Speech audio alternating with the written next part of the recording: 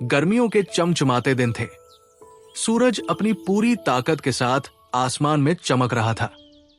चारों ओर हरियाली छाई हुई थी। पेड़ों की छाव और ठंडी हवा सबको सुकून दे रही थी। वहीं चींटियों का एक झुंड अपने काम में व्यस्त था। वे कड़ी मेहनत से दाने पानी इकट्ठा कर रही थी। हर चींटी अपने काम में मसरूफ थी और किसी के पास समय नहीं था रुकने का। पेड़ की एक शाख पर टिड्डा आराम फरमा रहा था। उसने अपनी बांसुरी निकाली और मीठी धुन बजाने लगा। टिड्डा जीवन का आनंद लेने में मशगूल था।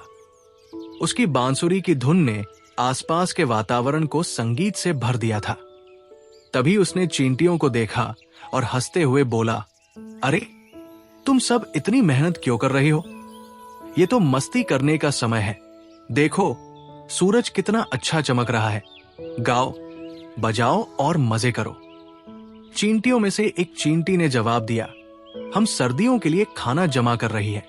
जब ठंड का मौसम आएगा तो बाहर निकलकर खाने को कुछ नहीं मिलेगा, इसलिए अभी मेहनत करना जरूरी है। टिड्डा ठाका मारते हुए बोला, अरे, सर्दियां तो अभी बहुत दूर है। तुम्हारी मेहनत का क्या फायदा?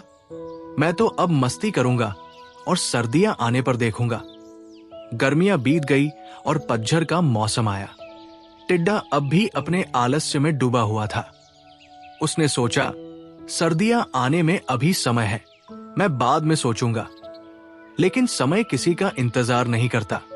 धीरे धीरे ठंडी हवाएं चलने लगी और चारों ओर बर्फ जम गई। टिड्डा अब परेशान था। उसका घर खाली था। न खाने का इंतजाम था और न ही ठंड से बचने का कोई साधन। भूख और ठंड के कारण उसकी हालत खराब हो गई थी। ठंड के दिनों में भोजन ढूंढना आसान नहीं था और टिड्डा ये बात समझने लगा था। टिड्डा अपनी परेशानी में इधर उधर भटक रहा था। उसे चींटियों की बात याद आई जो उन्होंने गर्मियों में कही थी। आखिरकार वो चींटियों के घर पहुंचा।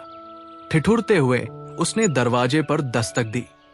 चींटी ने दरवाजा खोला और पूछा, क्या बात है टिड्डे, तुम इस ठंड में यहां क्यों आए हो? टिड्डा शर्मिंदा होकर बोला, मुझे खाने के लिए कुछ दे दो, मैं भूख और ठंड से मर जाऊंगा। चींटी ने गहरी सांस ली और कहा, हमने तुम्हें पहले ही कहा था कि समय पर मेहनत करो।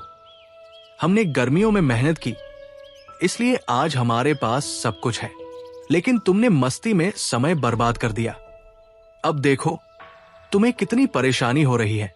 टिड्डा सिर झुकाकर बोला, मुझे अपनी गलती का एहसास हो गया है। मैं वादा करता हूं कि अब से मैं भी मेहनत करूंगा। कृपया मुझे माफ कर दो और खाने के लिए कुछ दे दो। चींटियों ने परोपकार का भाव दिखाते हुए टिड्डे को अपने घर में जगह दी।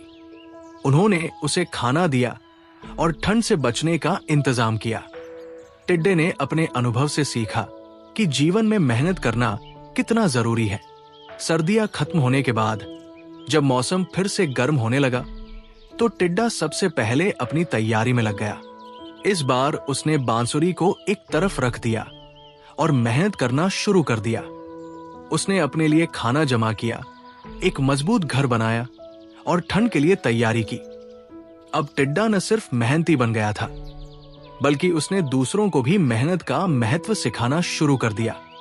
वो अपनी कहानी सुनाकर सबको प्रेरित करता और कहता, मेहनत का फल मीठा होता है और आलस्य हमें मुश्किलों में डाल देता है। इस तरह टिड्डे ने अपनी गलतियों से सबक लेकर एक नई शुरुआत की और मेहनती लोगों की श्रेणी में शामिल हो गया।